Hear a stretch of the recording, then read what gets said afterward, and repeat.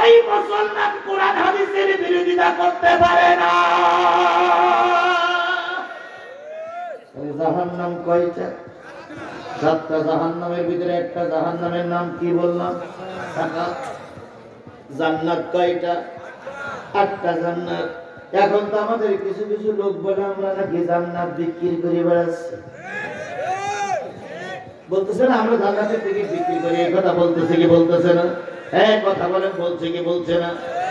তাদের সম্পর্কে আবার ছোট্ট একটা প্রশ্ন, বাংলাদেশের কোন হুজুর জান্নাতের টিকিট বিক্রি করে জান্নাতে দেখায়া দেন?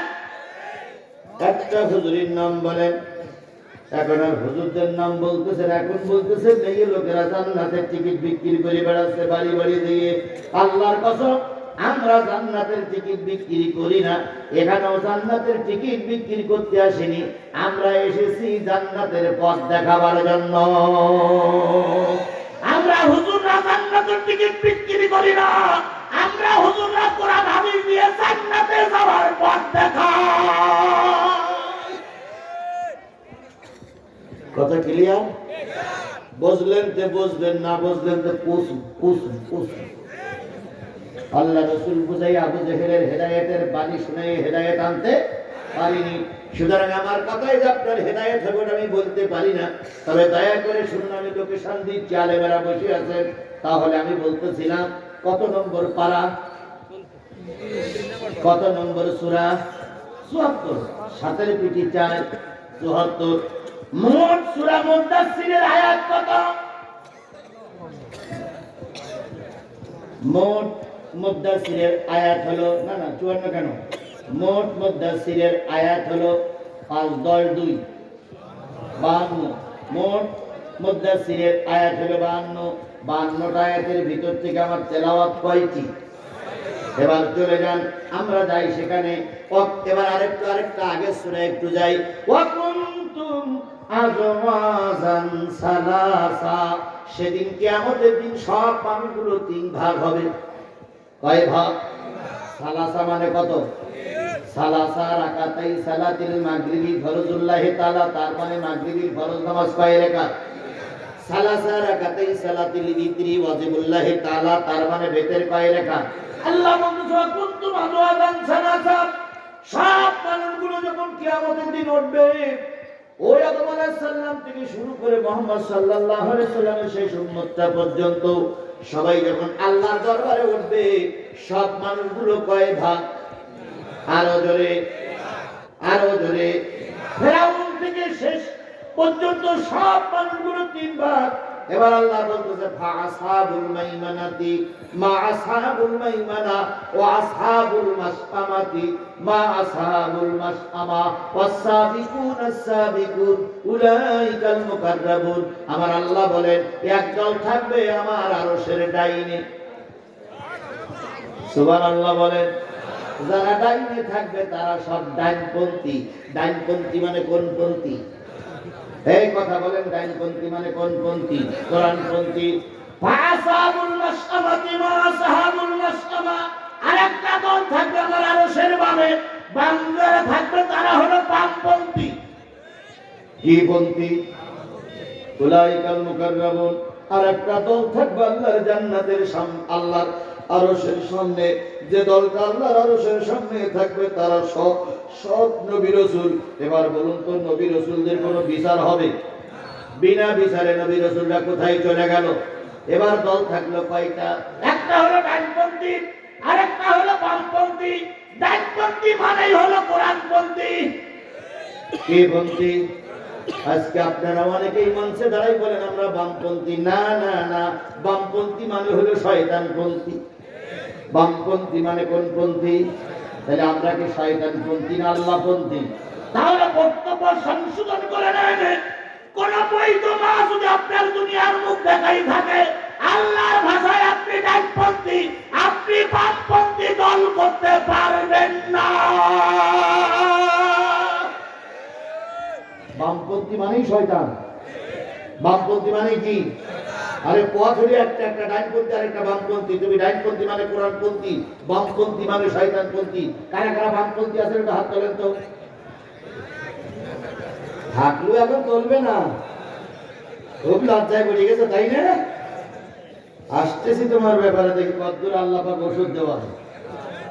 আল্লাহ তোমার হেদায়েত দিক, আল্লাহ আমারও হেদায়েত দিক, আল্লাহ আমাদের সবাইকে হেদায়েত নসিব করুক, সকলে মিলে বলুন আমিন। তাহলে তিনটি দলের থেকে একটা দল চলে গেল জান্নাতে, আরেকটা দল আছে আল্লাহর আরশের ডাইন পাশে, আরেকটা দল হলো বামপন্থী, তারা হলো কাফেরের গোষ্ঠী। কাফেরের গোষ্ঠীরা জাহান্নামে চলে গেল, নবী রাসূলরা জান্নাতে চলে গেল। তাহলে ময়দানে বসে আছে কয় গ্রুপ? এক গ্রুপ। এই এক গ্রুপ, এই এক গ্রুপ, এই এক গ্রুপ কোথায় যাবে সেটা পরের কথা। যারা এই বাম দিক থেকে চলে গেল জাহান্নামের ভিতরে, তারা কয়টা জাহান্নামে ঢুকবে? 7টা। একটা জাহান্নামের ভিতরে যারা ঢুকবে তারা জাহান্নাম, হুদামা, লাজা, ওয়াইল, এই সমস্ত জাহান্নামে ঢুকতে ঢুকতে এবার একদলকে নিয়ে আসবে জাহান্নামের সামনে, সাকার নামক জাহান্নামের সামনে। এর আগে আল্লাহ পাক একদল মানুষকে বিচার করে জান্নাত দিয়ে দিয়েছে। কি দিয়েছে? হয়তো মনে করেন পাবনার লোক জান্নাতে গেছে, অথবা ফরিদপুরের লোক জান্নাতে গেছে, অথবা সিরাজগঞ্জের লোক জান্নাতে গেছে। অনেকদিন পরে দেখা হলো, ধরেন আপনি জান্নাতি আর আমার হুজুর জান্নাতি, আপনি জান্নাতি, প্রিন্সিপাল জান্নাতি, আপনি জান্নাতি, পরিচালক জান্নাতি। অনেকদিন পরে দেখা হলো, এবার কর্মীরা বলতেছে, হুজুর আসসালামু আলাইকুম, হুজুর ভালো আছেন? হুজুর অনেকদিন পরে দেখা হলো, সেই কবে মারা গেছিলেন আপনি, জানাজা করে আসছিলাম, তারপরে দেখা হয়নি। হুজুর কেমন আছেন? হুজুর তখন বলবেন তোমরা কেমন আছো? জান্নাতের ভিতরে একে অপরের সঙ্গে হেলান দিয়ে বসে বসে জান্নাতের ফলগুলো খাবে আর একে অপরের সঙ্গে গল্প করবে। হঠাৎ করে সাকার নামক জাহান্নামের সামনে একদলকে আনা হলো। এবার ওরা পরনে কাপড় নেয়, মাথার ঘামগুলো টপ টপ করে পড়তেছে। ওরা জাহান্নামের সামনে এসে বলবে আমাদের বাঁচাও, আমাদের বাঁচাও, আমাদের বাঁচাও। এইবার হুজুররা বলবে, মৌলবীরা বলবে, জান্নাতীরা বলবে, চল তো ভাই দেখি সাকার নামক জাহান্নামের সামনে কারা চিৎকার করতেছে, কারা আর্তনাদ করতেছে, দেখি একটু আসি। আল্লাহ বলতেছেন ফি জান্নাতিন ইয়াতাসাআলুন।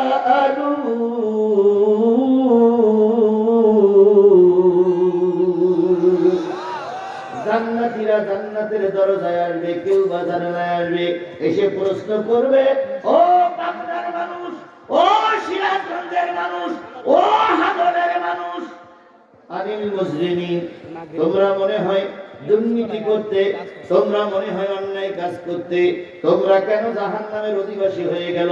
ও মুজরিমরা, তোমরা জাহান্নামে আসলে কেন?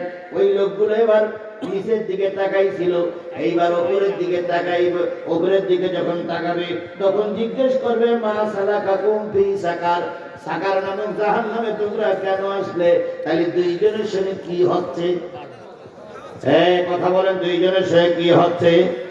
জাহান্নামের ফেরেশতারা দরজা খুলে দেখতেছে একই গ্রামের লোকের কুশলাদি বিনিময় করছে, একই থানার লোক একজন আরেকজনের খোঁজ খবর নিচ্ছে, একই জেলার মানুষ একজন আরেকজনের খোঁজ খবর নিচ্ছে। জান্নাতীরা বলবে তোরা জাহান্নামী কেন? এবার জাহান্নামীরা মাথা উঁচু করে দিয়েছে। ধরিলেন পাবনার মানুষেরা একদল জান্নাতে চলে গেছে, আর একদল জাহান্নাম থেকে এবার কথা কাটাকাটি হচ্ছে। এবার জাহান্নামীরা বলবে ক্বালু লাম নাকু মিনাল মুসাল্লিন।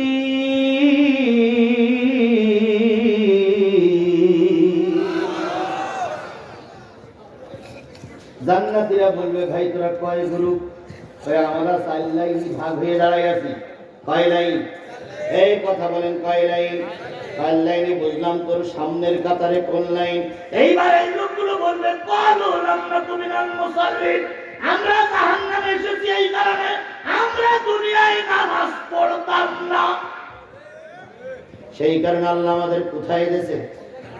এই কথা বলেন কোথায় দিয়েছে? তাহলে এবার কি আমি জোর গলায় কোরআন শরীফ বুকে নিয়ে স্পষ্ট ভাষায় বলতে পারি পাবনার যারা নামাজ পড়বে না তারা যাবে কোথায়? এই কথা বলেন, তারা যাবে কোথায়?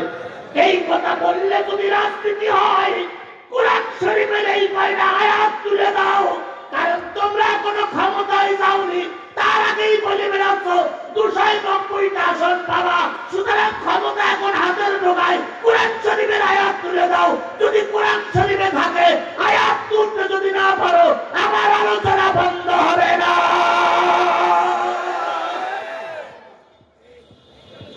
ফাজলামি করে হুজুর কথাবার্তার হিসেব কিতাব করে বলেন জিব্বা টেনে ভারতে পাঠাই দেব। আমরা নয় দানা, আমরা মায়ানমার থেকে উড়ে আসিনি, ভারতের থেকে আমরা পাসপোর্ট করে আসিনি, আমরা বাংলাদেশের নাগরিক। তুমি মঞ্চে দাঁড়িয়ে ভোট চাইতে পারো, আর আমার নেতা ভোট চাই তোমার বৃত্তি দলে করো। এর নাম কি গণতন্ত্র? এর নাম স্বৈরতন্ত্র, স্বৈরতন্ত্র, স্বৈরতন্ত্র। তুমি তোমার নেতা জন্য দোয়া চাইতে পারো, আর আমি হাদিস জন্য দোয়া করি তোমার মুখ টুক কালো হইব। তুমি আগে দোয়া চাইলে কেন? তুমি আগে দোয়া চাইলে কেন? তুমি আগে তোমার দলের পক্ষে কাজ করার জন্য মানুষকে উদ্বুদ্ধ করলে কেন? তাহলে তুমি তোমার দলের পক্ষে কথা বলতে পারো, আমি বললি এত কাজা না করে কেন? তোমার গণতন্ত্রের দেশে সবাই কথা বলতে পারবে, কথা বলেন ঠিক না ঠিক? একমাত্র স্বৈরাচার আওয়ামী লীগের আলাদা কারোর কথা বলতে দিত না। এখন তুমি কথা বলার পর আরেকজন কথা বললি, তোমার যদি গায়ে জ্বালা করে, বুঝতে হবে নিশ্চয়ই আওয়ামী লীগের রক্ত তোমার শরীরে, তাই তুমি স্বৈরাচারী ভূমিকা পালন করছো। এই জন্য তুমি কথা বলবে, আর একজনকে কথা বলতে দেবে না। এটা স্বৈরাচার, স্বৈরাচার, স্বৈরাচার। ঠিক ছাড়া বেঠিক কথা জিহাদি কখনো বলবে না। স্বৈরাচারী ভূমিকা যারাই পালন করবে, সাদা কাগজে লিখে রাখো, আওয়ামী লীগ গেছে যে পথে, তোমরাও যাবে সেই পথে। বাংলাদেশ গণতান্ত্রিক দেশ, এখানে কোনো স্বৈরাচারী কায়দায় আর কাউকে ক্ষমতায় আসতে দেওয়া হবে না। এই কথা ঠিক না ঠিক? এই কথা ঠিক না ঠিক? জামাত ইসলামও যদি স্বৈরাচারী ভূমিকা পালন করে, জামাত ইসলামকে বাংলাদেশের থেকে বের করে দেওয়া হবে। কারণ বাংলাদেশ গণতান্ত্রিক দেশ, কোন স্বৈরাচারীকে মাথা উঁচু করতে দেব না, দেব না, দেব না।